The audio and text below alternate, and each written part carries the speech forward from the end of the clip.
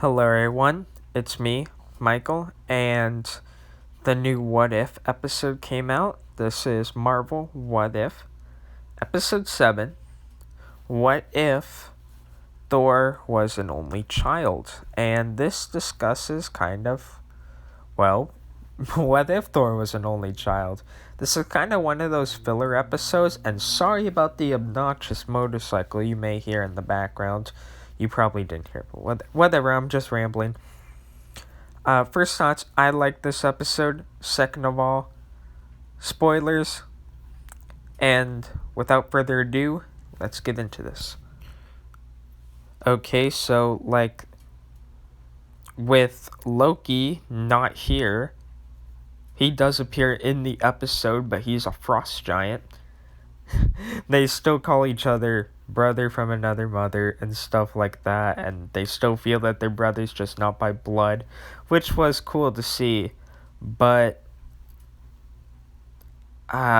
this tried to take itself way too seriously. I know, Thor was just a big party guy because without Loki, he had nothing to tie him to his responsibilities, and he could just go wild. And he did learn his lesson at the end of the episode, but they're trying to set it up and really force it oh, this isn't filler, but it totally is. It was a fun episode, but this isn't some cataclysmic big change to the MCU. This probably has no future relevance to the MCU besides the future of the What If show, which I'll get into later.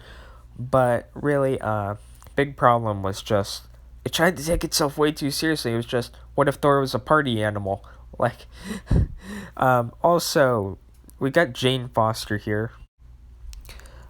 I felt that with Jane Foster, they kind of messed up because she falls in love with Thor for Thor, the MCU Thor, but this is a different version. He's now like this party animal, and he's a different person than the person she met. It's like, oh, it's just alternate universe. She could still fall. No, just because it's alternate universe doesn't mean that they can forget the logic of the pre-established characters. You've got Jane Foster here, and she's fine, but without Thor being responsible or showing her all these cool things. Instead, he just drinks with her and sleeps with her and stuff, and it's like, yeah, but that's not why she fell in love with them. These are still the same characters, just under different circumstances. I felt that that's something they kind of forgot with Jane Foster here. Still fine to see her. So in this episode, the whole thing was that Thor was supposed to be studying other cultures. One of them was Earth, and he kind of takes this as an excuse to go party because Earth is kind of backwaters planet. But whatever. Anyway, he causes so much of a ruckus on Earth with him and his friends causing complete havoc that Captain Marvel comes in and they fight in this really awesome action sequence. And hey, guess what? Looks like Marvel might not be completely woke and destroyed after all. Because hey, Thor beat Captain Marvel, and she was utterly humiliated. I'm sorry, I just don't like MCU Captain Marvel, but this might have showed that there was something about the character here that could still be redeemed and could still be just not a plank of wood with superpowers. So, Jane Foster gets in contact with Thor's mom, informs them that she might want to get down there real quick because Thor's doing stuff like knocking over Stonehenge for the fun of it. And so she's getting down there. Thor realizes he has to wrap things up. Captain Marvel doesn't really want to help him at first. She's more of an authoritarian figure. But Thor manages to summon his power, rise up to the sky, and as the other characters are trying to escape, he just calls them down. And this is another thing. It was cool to see all these characters like Nebula, but would Nebula really be playing party games and stuff like that?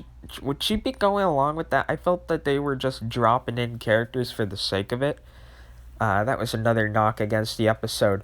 But seeing Thor finally take responsibility, clean up, and actually learn, which is what he was supposed to do in the first place, was really cool. And then Captain Marvel was there to help him out at the end. And it was awesome.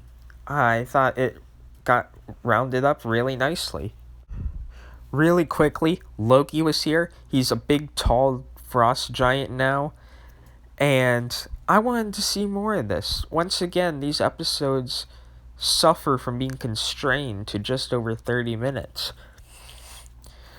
I really wanted to see where Loki's story goes, and hey, maybe I'm even more interested in Loki's story now because his tale takes a drastic turn.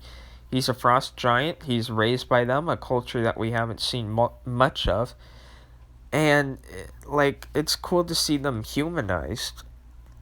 But I really wanted to see more of this. This is like a concept where we need to see Thor growing up in this scenario. We need to see Loki growing up in this scenario to see how they're different now that they're not raised together. But one more thing that might set up a big change for the end of this season. As we see the episode wrapping up, the Watcher has a standard outro, and then he's shocked and amazed when Ultron Vision comes through. And I'm actually excited for that one. I know it'll be another kind of character swap episode, but at least it's not a gender or race swap. It looks like it might take some creative twists and turns. So, yeah, we're set up for the last two episodes of the season. Let's see what they got. So, in short, I like this episode. I'd give it a definite 7.5 out of 10. It makes some minor rule breaks with Jane Foster. She feels a little bit out of the character here. And also takes kind of a change, still going for Thor despite the fact that he's an irresponsible moron. But like, I don't know, I just didn't think that worked. Like, she falls in love with him because he's someone different, and he really shows her some cool stuff. Like, but say he's just a party animal here, just a random hot dude dragging her into the party, and she's just like, I like him. But anyway, I'm rambling too much. I tend to do that. I'm sorry. What do you think of this episode? Be sure to tell me what you think down below. Be sure to like, comment, subscribe. Remember, I care about each and every one of you viewers. Please stay safe.